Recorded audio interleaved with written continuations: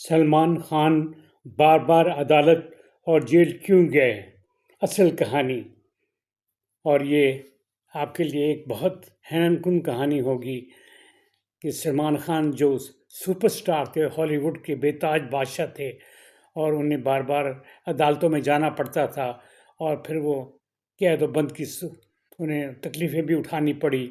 دوستو، ہالی ووڈ کے سب سے مشہور اداکار، سپر سٹار سلمان خان کو آج پوری دنیا جانتی ہے، لیکن ایک ایسا وقت بھی آیا تھا جب ان کی زندگی میں فلموں سے زیادہ عدالتوں کے چکر لگانے پڑے۔ ان کا جو فلمی کیریئر بھی خطرے میں پڑ گیا تھا اور بڑی پریشانیاں انہیں اٹھانی پڑی۔ سلمان خان کے خلاف سب سے بڑا کیس 1998 میں بنا، جب وہ ایک فلم کی شوٹنگ کے سلسلے میں راجستھان گئے ہوئے تھے۔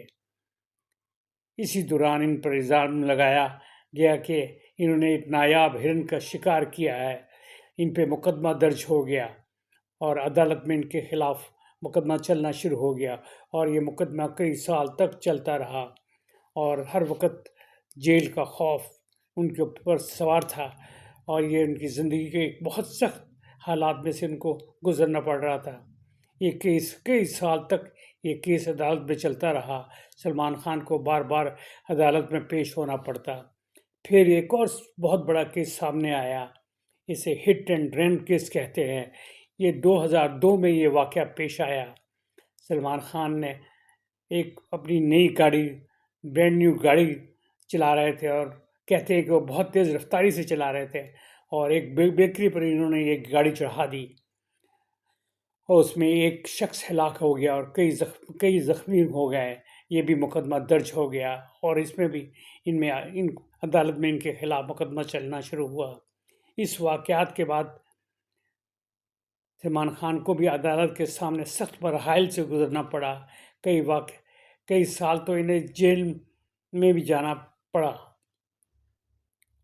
ان تمام مقدمات کی وجہ سے سلمان خان کو کئی مرتبہ عدالت اور ایک ایسا وقت بھی آیا جب انہیں جیل کی سلاخوں کے پیچھے جانا پڑا۔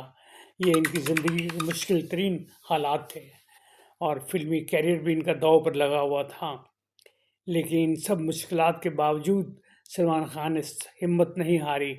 آج بھی وہ ہالی ووڈ کے سپر سٹار ہیں۔ دوستو، کیا آپ یہ سمجھتے ہیں کہ سلمان خان کی زندگی واقعی ایک متنازع رہی، یا یہ سب قسمت کا کھیل ہے؟ آپ کمنٹ دیں، اپنی رائے کا اظہار کریں۔